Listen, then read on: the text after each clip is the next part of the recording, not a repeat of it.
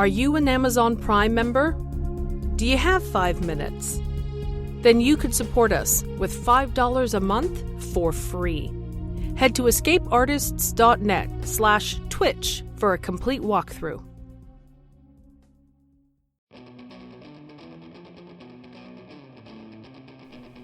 Hey there, Mer Lafferty, co-editor of Escape Pod here, and I just wanted to let you know, if you are listening to this podcast right now, then you probably would enjoy our very first print anthology. Escape Pod, our 15th anniversary print anthology, will feature a mix of stories, some of which have been on the site. Some are reprints that may be new to you, and some are brand new stories from people like T. Kingfisher, Maurice Broaddus, Greg Van Eekhout, and our own Tina Connolly. I also contributed a story featuring the universe from my book, 6 Wakes. So if you are in the UK, you can get your copy October 20th, and if you're in the US, you can get your copy on November 17th. But check it out. We're pretty proud of what we've done with this, just like we're pretty proud with what we've done with this entire podcast for the past 15 years.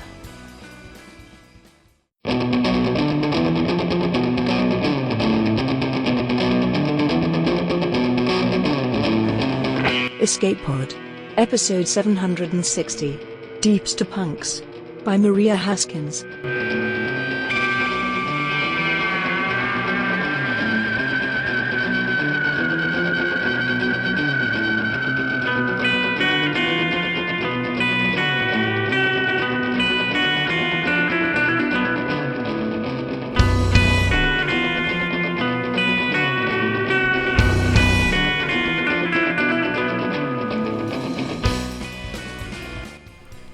Hello, and welcome to Escape Pod, your weekly science fiction podcast. I'm your host this week, Tina Connolly, and I'm here to bring you Deepster Punks by Maria Haskins. This story first appeared in the anthology A Punk Rock Future. Maria Haskins is a Swedish-Canadian writer and translator. She writes speculative fiction and currently lives just outside Vancouver with a husband, 2 kids, a snake, several birds, and a very large black dog. Her work has appeared in Black Static, Fireside, Beneath Ceaseless Skies, Flash Fiction Online, Mythic Delirium, Shimmer, Cast of Wonders, and elsewhere.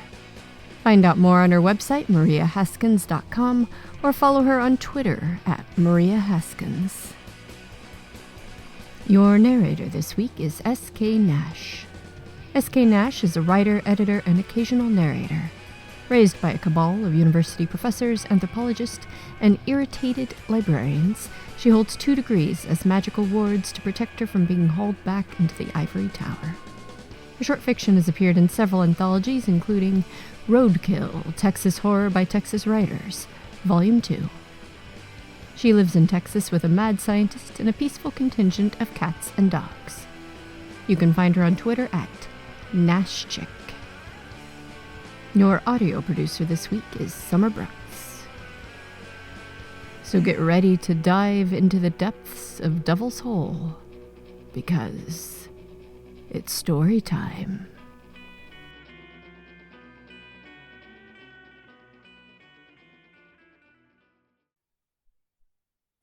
Deepster Punks by Maria Haskins.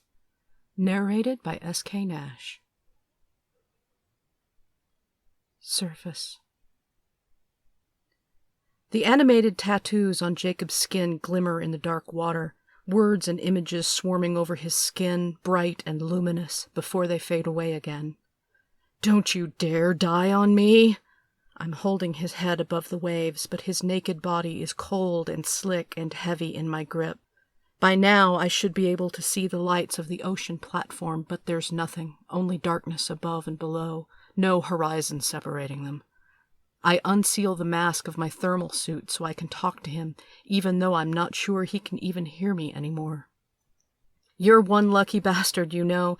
If the company had sent us anywhere else in the system and you pulled this kind of stunt, you'd be dead already." It's true. Beneath the icy mantle of Ceres, in the 10K depths of Enceladus, he'd be dead for sure. In the subsurface ocean of Ganymede, or in the tidal flexing waters of Europa, he'd be dead, dead, dead. dead like Petra. But he's here, on Earth, with me, and he's alive. Stay alive, Jacob. Please. Descent. It was a bad day to be waiting for a shuttle pod on the ocean platform above Devil's Hole. Temps were just above freezing, the North Sea was heaving up 10-foot waves all around us, and the rain was coming down like sheets of steel. Even with the frenzied guitars of my favorite tunes blasting in my ears, it was less than ideal. Of course, no day had felt particularly good since I got the news about Petra, and this day was made worse by Jacob, who was flouting company regulations by not wearing his gloves. I watched his blunt, calloused fingers clench and unclench while the tattoos slipped across his ruddy knuckles, inked creatures darting into his sleeves. I'd known before I came here that he wouldn't be in the best place after what happened on Ceres, but we were both company vets, and not wearing your full kit when going below was such a dumb-ass rookie thing to do. I touched my earlobe to turn down the music volume, interrupting the satisfying jagged blast of Sloppy Gods and Monsters that was rattling through my skull, the latest release by Martian Rust out of Christ Planitia. Get your gloves on, man. Last thing I need is you going geriatric on me and getting frostbite. Jacob startled, and for a moment he seemed surprised to see me there, as if he'd forgotten where he was.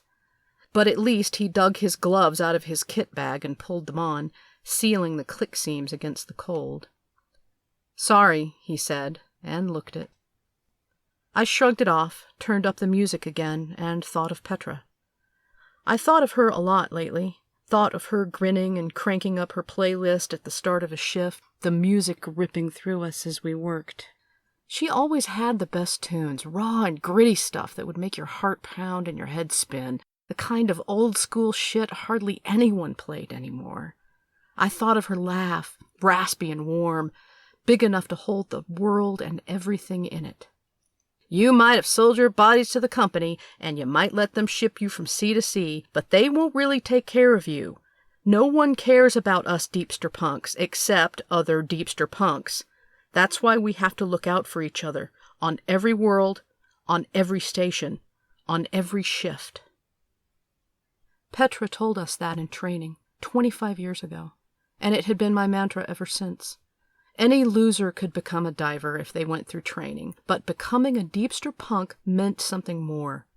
It meant living on the edge of the precipice, where no one else would be stupid enough to go. It meant working the utmost depths for the company, surviving inside the system, finding fleeting moments of freedom and glory and togetherness in this goddamn profiteer's paradise of a solar system. It meant stripping your existence down to the bare necessities, traveling through life with nothing but your skin, your playlist, and your kit bag. Sometimes it was hard living like that, but no matter what bullshit missions the company had thrown my way, no matter how long the hours or how dangerous the sight, no matter who I'd been teamed up with for a job, Petra's words had been my guiding light. I used to think those words were Jacob's guiding light, too, but lately, I wasn't so sure. The pod surfaced in the gray water below us, a bright yellow, almost spherical sub-vessel stamped with the company's logo in black. We climbed down the ladder, and as the hatch sealed above us, we descended into the North Sea, trading the lashing wind and waves of the surface for the familiar, murky stillness beneath. You okay? Jacob nodded. And beneath the ginger stubble, his face was still the same stiff mask of calm normalcy he'd worn since we met on the mainland. I probably wore the same mask myself, as if everything was okay, as if Petra wasn't dead, as if she hadn't drowned impossibly and inexplicably inside that station on Ceres, as if Jacob hadn't been the only one there with her. Petra. The pain sliced through me, so sharp and jagged I had to close my eyes. She'd been the best of us, our mother goddess, our patron saint of safety first, and now she was gone. I slid my hand over the front of my thermal suit, feeling the reassuring presence of the stun baton hidden in the pocket on my thigh. It was small enough to fit in my hand, yet the charge could knock out a grown man, according to the trader I'd bought it from the bar in Nardvik. Knock out as in kill, or as in stun? I'd asked while she pocketed her credits. Does it matter? No. What mattered was that it wouldn't be detected by the company's security scanners. Jacob was peering through the pod's single porthole. Layers of ocean drifted by, lit by occasional sparks of bioluminescence, gleams of life. Did you get to go home at all before you came here? I asked. Or did they send you straight from the debrief on Mars? He shrugged as if it didn't matter. I guess it didn't, really. Home didn't mean a heck of a lot when you spend your life traveling from sea to sea, working your ass off in the deeps on Earth and elsewhere in the solar system. I'd bought an apartment in the Scandinavian sector a few years ago, but it was agony to stay there for more than a couple of days, pretending I was enjoying my shore leave, pretending I was home. Everything down there looks all right so far. Jacob projected his retina readout between us. All the stats reaped from the station below us in Devil's Hole. Water pressure, surface conditions, water temperature, ocean current, station integrity, and status. Looks that way, I said, even though nothing felt right. Jacob leaned back in the seat behind me and removed his gloves, working those fingers again like he had up on the platform. What's wrong with your hands? He looked up. Nothing. He put the gloves on again. Just a cramp or something. It comes and goes. Been bugging me since Ceres. Ceres. I thought of Jacob and Petra working together on Ceres. Goddamn Ceres. Every deep station was much the same once you were there, and none of them were exactly plush, but Ceres was one of the oldest builds in the company's network of science outposts and resource extraction hubs. It was cramped, dark, cold, and working there was hard on your body and your psyche. Usually, the company sent newbies there for short stints to make sure they knew what real Deepster punk life was like. The idea was that after Ceres, every other company facility would look pretty good. Why they'd sent 2 veterans like Petra and Jacob there was beyond me. I studied Jacob in the bleak light of the submersible. His face looked the same as it always had, just a few more wrinkles added to the dimples and cheekbones I'd fallen hard for when we were rookies together. And he still had that mess of short-cropped reddish curls I'd pulled my fingers through 1,000 times in bed and elsewhere. He seemed okay, but you never really knew what moved beneath the surface. Deepsters snapped. Everybody knew that. It wasn't unusual, really, only we were supposed to snap on our own time, with a bottle of home-brewed booze, the psychoactive substance of our choice, or occasionally with a bullet or a noose, not on the job.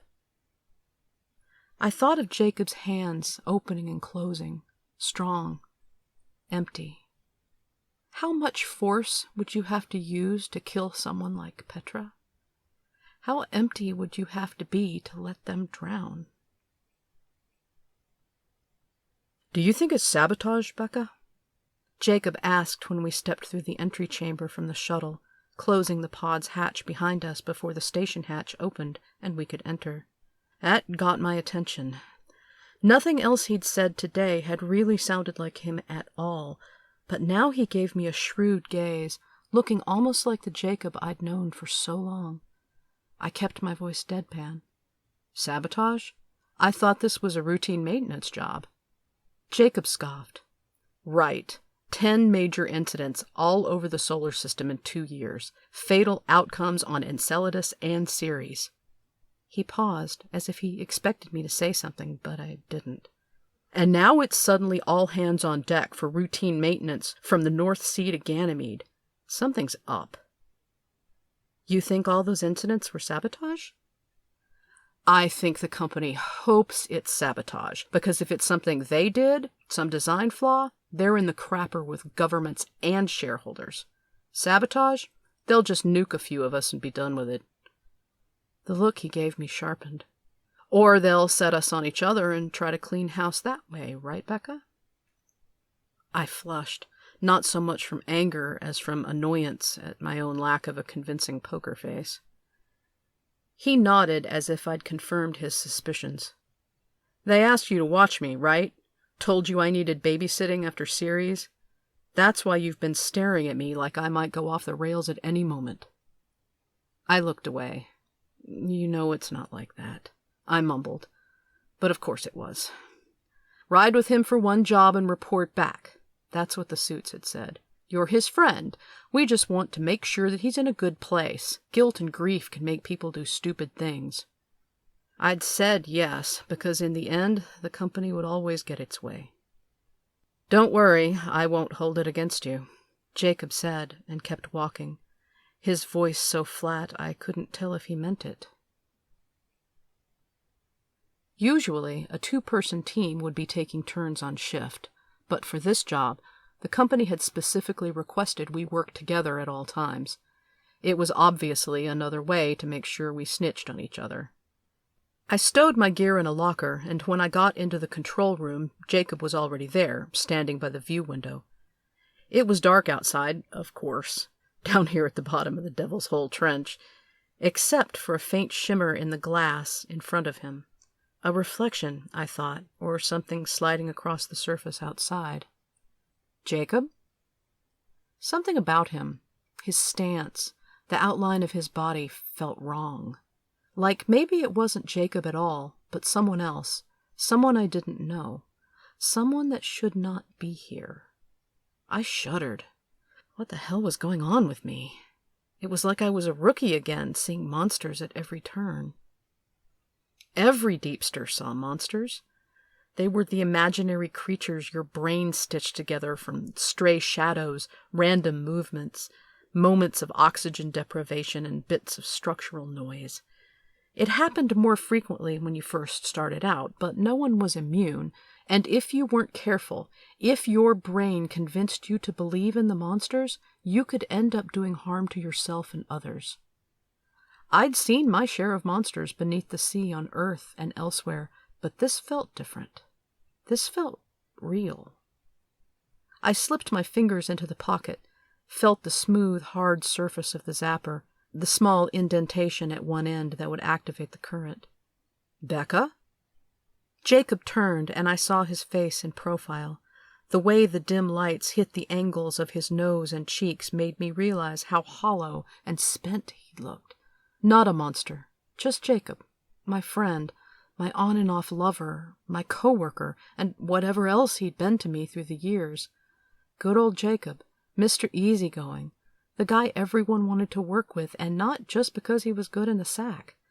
The guy who brought the beer, no matter what planetary body you were working on, and made sure you drank it cold. You all right? I asked, and switched on the exterior lights. There was nothing unusual outside, only a section of the Devil's Hole extraction area, much the same as the company's setup, no matter where you went in the solar system. Delivery tubes snaking through the sediment, the bots crawling everywhere, flat and multi-limbed like metallic crabs, helping the larger bots further out extract and transport the ore and minerals that would eventually be ferried to the mainland by the company's delivery vessels. Yeah, I'm just tired. The debrief after series was rough. I wanted to ask about that, should have asked, but we were on the clock. Instead of talking, I hooked my playlist up to the station's sound system and cranked up the music while we busied ourselves with the inspection, checking hardware, software, wiring, safety systems. Nothing we found was out of the ordinary, and just working together set my mind at ease. I fell into the routine of it, the easy muscle memory of companionship, that comfortable ability to work together without talking. While I worked, I thought about what Jacob had said, about 10 incidents in 2 years. I knew there had been an increase in accident stats, but had it really been that many? I set the intranet to do a rundown for me on my retina screen, and he was right. It was all there. Incidents strung out all over the system. Always water breaching the station. Usually moderate to severe injuries, but fatalities on Enceladus and Ceres. A sliver of unease slipped in beneath my skin. Petra had been the team lead on Enceladus. Petra had died on Ceres. No, I shook off the chill. Jacob was right. The company was probably trying to pin this on sabotage, because if it was material fatigue or construction error, their bottom line would be in trouble. After a few hours, we took a break for a classic Deepster punk dinner, also known as hot tea and cold calorie bars. Jacob still brewed the best tea in the fleet, brought his own stash to make it, so at least that hadn't changed. And at the end of the meal, we ended up comparing new tats, because it's not a real Deepster punk get-together unless there's an ink show and shine. I showed him the school of dolphins I got on my back, tails flipping as they jumped over my shoulder into my bra, slipping down between my breasts. Jacob didn't say anything, but I knew that look, and when I zipped up, it lingered. He hummed and hawed before stripping, as if he wasn't dying to show off, and sparring with him almost felt like old times. Finally, he acquiesced and unzipped the top of his suit, pale skin prickling in the chill station air. Even at 40+, Jacob was still cut enough to make me ache, and animated tats writhed on every inch of his exposed skin. Jellies, squids, sharks, narwhals, other real and imaginary sea creatures I hardly even recognized undulating across his arms and torso. Every image was aglow with bioluminescent ink, blue, green, red, shimmering black. A large Pacific octopus, rendered in hyper-realistic detail, swam around his midriff, and when I touched it, the creature twitched away, tentacles sliding around his waist. My hand lingered in its wake, the music throbbing through me like a second pulse, and I knew he felt it too. After all, how many times had we listened to this track together? Blood feud by the rowdies pumping through us, whether we were clothed or naked, fucking or not.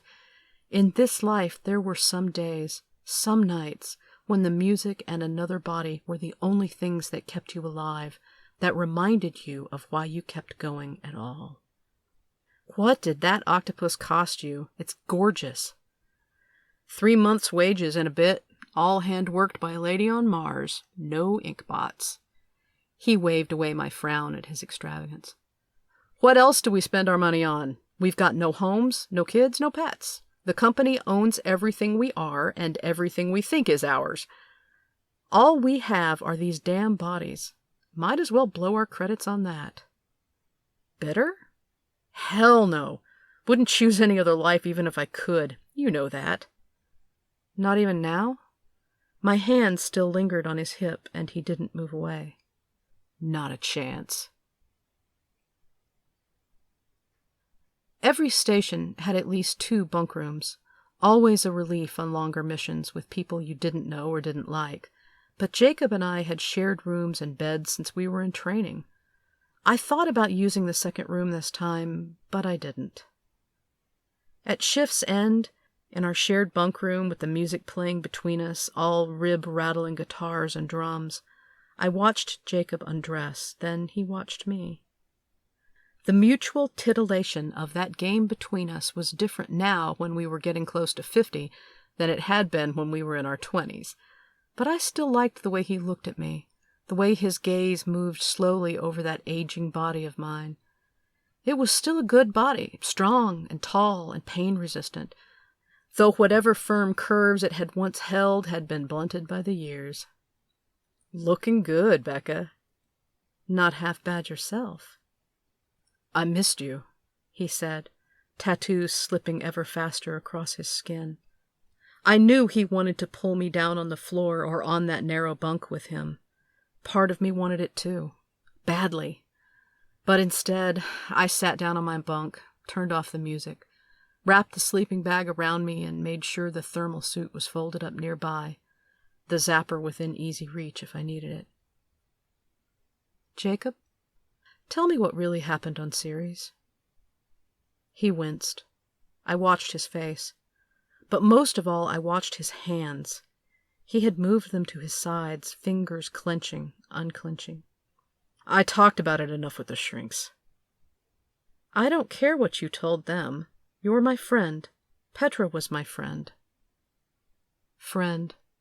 How small and incomplete that word felt to describe Petra or Jacob. What do you want to know? The tattoos swirled over his skin, not as fast as before, but still animated even though his face looked calm. Did you kill her? I almost thought he'd hit me for that. Is that what you think? Or did you just let her die? Because there is no way Petra would have just drowned inside a station like that.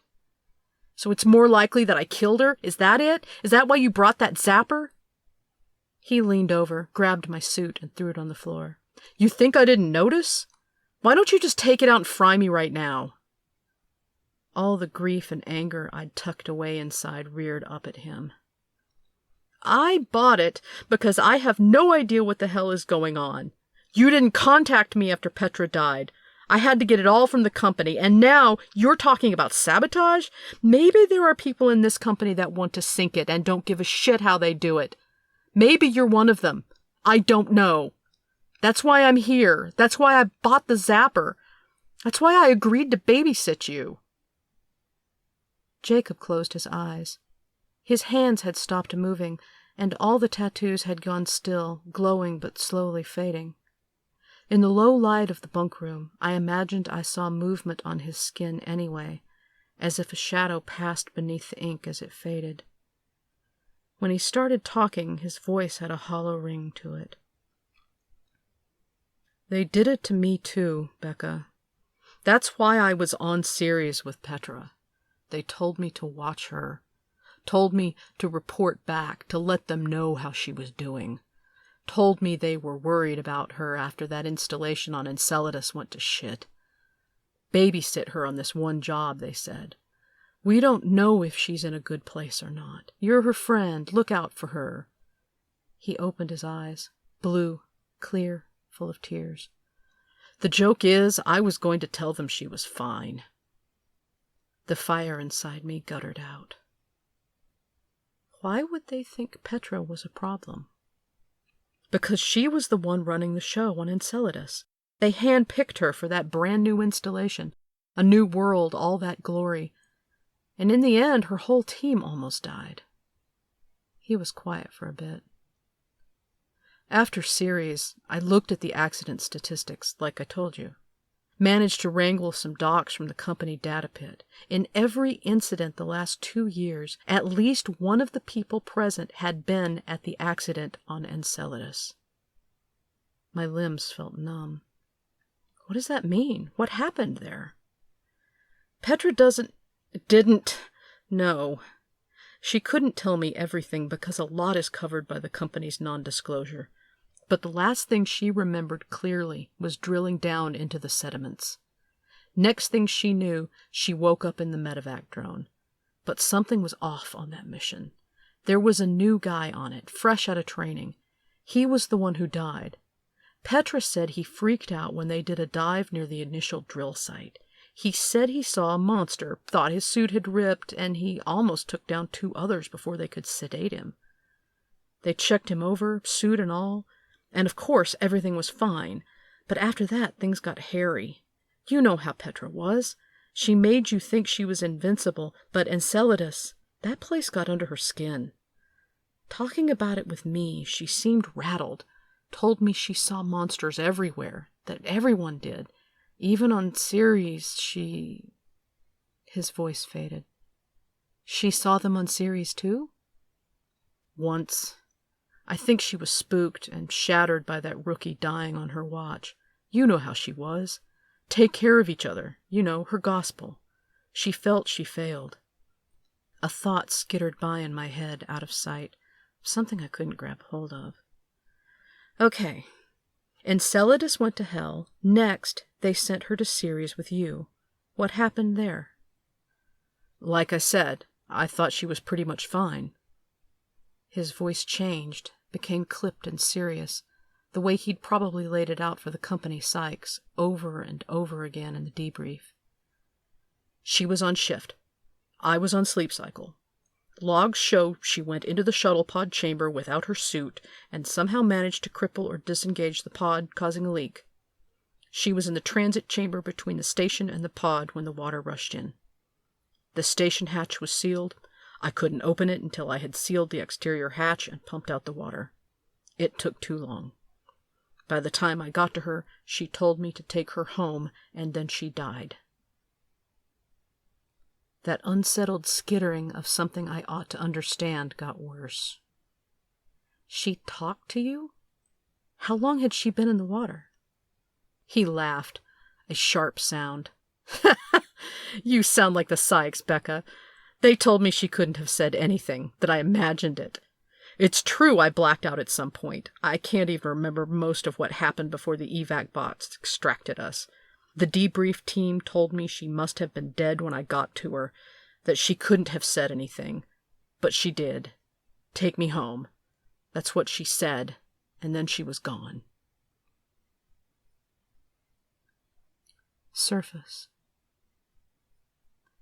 The sea heaves around us, too cold, too deep, too vast. My suit is keeping us afloat, but Jacob is fading. Maybe he's already dead. The abyss is pressed up against me, heavy and cold. We have nothing but our bodies, Jacob told me. But here, at the end, he doesn't even have that. Even that has been taken away from him. Teeth chattering, I call his name, and then I sing him snippets of every song from my playlist I can think of, hoping the sound of my voice will keep him here, that it will remind him of who he is, who we are, and why he has to stay with me. I think of Petra, our glorious Deepster punk mama, telling us to take care of each other. I tried, Petra, just like you tried, but it wasn't enough. That's when I see the light, the platform, and taking flight from it 3 rescue bots roaming across the waves toward us. Ascent. When I woke up in my bunk, Jacob was gone, his sleeping bag tangled as if he'd fought his way out of it, his thermal suit still on the hanger. I knocked on the door of the hygiene stall, hoping. Jacob? No. I knew it then. Knew what it was, the feeling that had skittered around my mind since we got here. I knew with absolute certainty that something or someone was on the station with us. But it was just a monster, stitched together from my grief and anger. Or was it real? Heart pounding against my ribs, I put on my suit and followed the narrow hallway toward the shuttle pod hatch, checking the small rooms as I went past. Part of me already knew where he was, but I kept hoping I'd find him on the way. Again and again I called his name, but all I could hear was the hum of the station and eventually a muted alarm. Jacob was in the transit chamber between the station and the shuttle pod. Lights were flashing everywhere, wiring hung loose from a panel on the wall as if he'd tried to disengage the shuttle pod to let the water in. He hadn't succeeded, yet, but I wasn't sure if we'd be able to get back to the surface in the pod anymore. He stood there, naked, just like Petra had been, just like the guy they'd found dead on Enceladus, and none of his tattoos moved or even glowed. All his ink was dull and dead. I pulled the inner hatch open, and the sound from the alarm went from mute to an ear-shattering mayhem. "Jacob, don't!" His hand trembled on the panel beside the shuttle pod.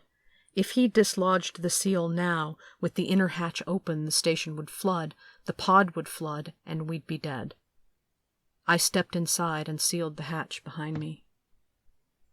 He turned slowly, like he was surfacing from some place deep and mute, and in my head all the pieces were fitting together into a new kind of monster.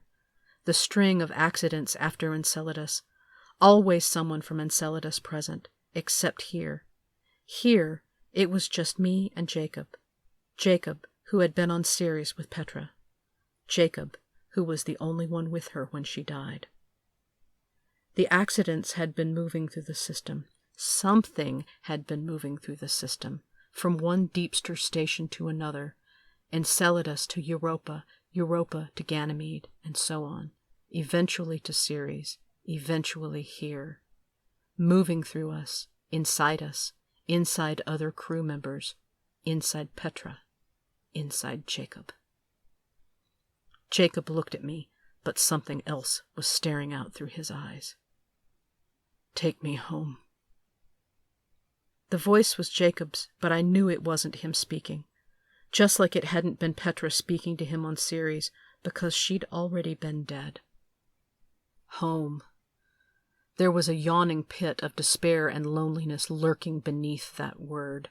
The deep, dark waters of the North Sea were so very far from the depths of Enceladus, the abyss of outer space separating them, separating whatever creature had entered a human body there, stowing away through us, through space, trying to find its way back to the ocean where it belonged. "We'll find another way." I reached out for Jacob, hoping he was still there. "Whatever you want, whatever you need." In an instant, Jacob's tattoos flared to life, all of them glowing brighter than I'd ever seen before.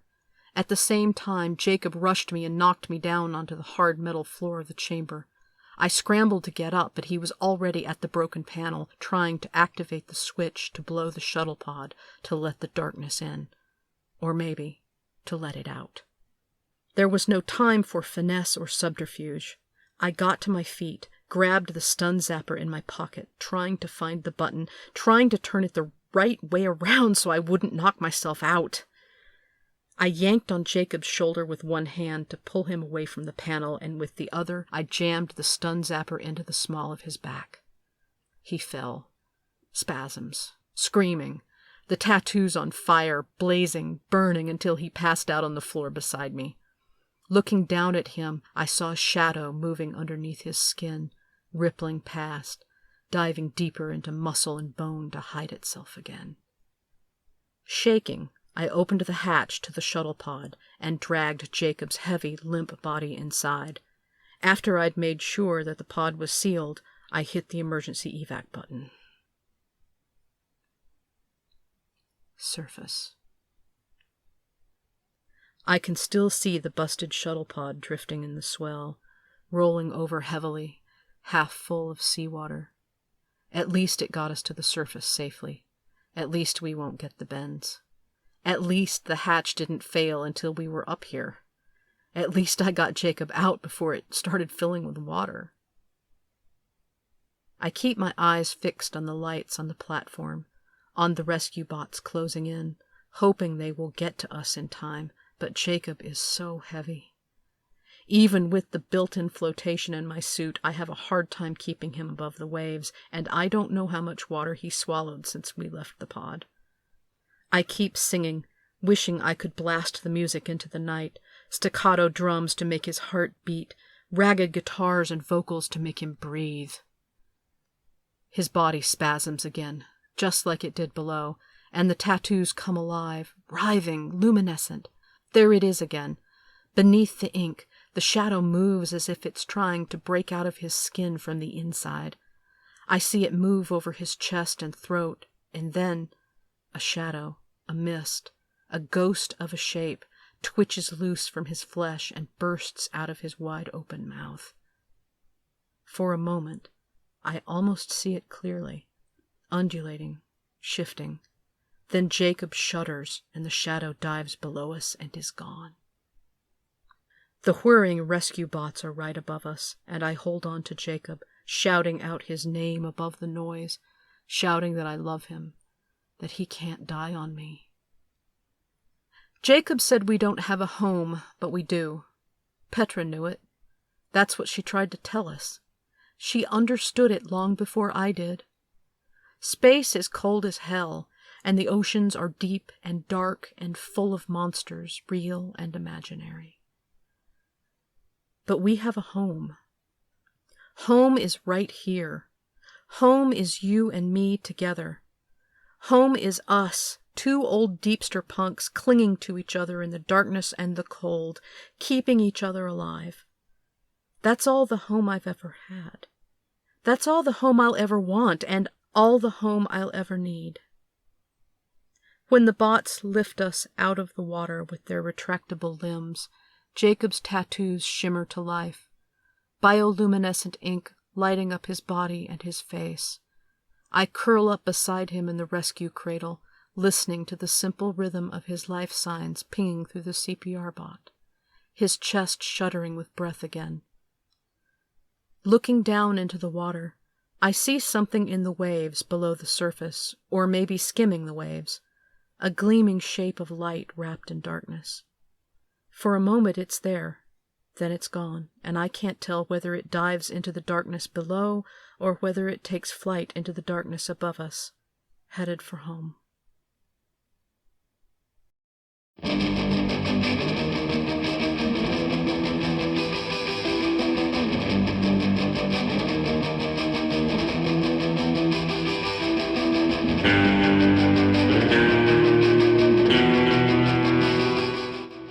This is such a great exploration of found family and home in a really fun setting. As mentioned, it appeared in a volume called Punk Rock Future, and you can feel that in the atmospheric setting of the world, with the thermal diving suits, the luminous animated tattoos, and the shuttles to take you to the depths of Enceladus and Ganymede and Europa. But also, in our people here, our found family that was 3 and now is 2, our life-hardened company vets who know that here are those they can really count on. Not regular jobs and conventional family lives, but knowing that the bonds you've made with each other are the ones to count on, the ones that last. I think that works really well when Becca tries to figure out what has happened to Jacob and what to do. The creature may have killed Petra and taken over Jacob, but the creature also just wants home, just wants to live the life it needs. And the Deepster punks have the flexibility to understand something that is out of the ordinary, but something, like all of them, that just wants the thing that feels like home.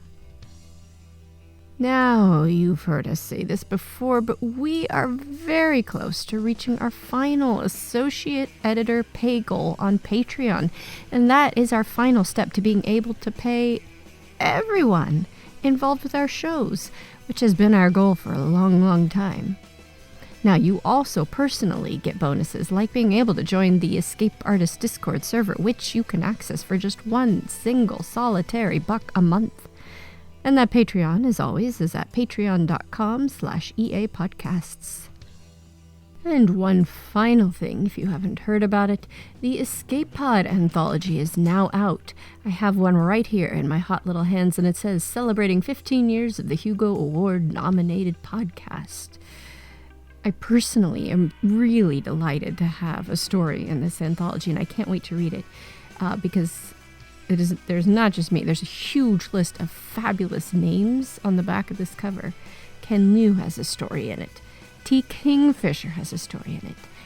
N.K. Jemisin has a story in it.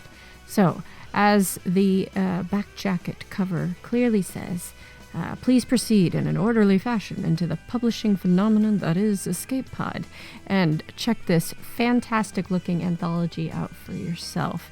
It's now available in both the UK and America, and I cannot wait to start reading the entire thing.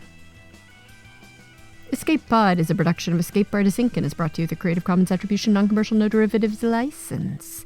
Don't change it. Don't sell it. Please go forth and share it. How do you share it, you ask? Well, in addition to your social media of choice, consider rating and or reviewing us on podcast listening sites, such as Apple Podcasts or Spotify. More views makes for more discoverability, makes for more Escape Pod for you. Escape Pod relies on the generous donations of listeners exactly like you, so if you enjoyed our story this week, then consider going to escapepod.org or patreon.com/EAPodcasts and casting your vote for more stories that dive into the darkness below. Our opening and closing music is by Daikaiju at daikaiju.org. And our closing quotation this week is from Franz Kafka, who said, "The truth is always an abyss. One must, as in a swimming pool, dare to dive from the quivering springboard of trivial everyday experience and sink into the depths in order to later rise again." Thanks for listening, and have fun.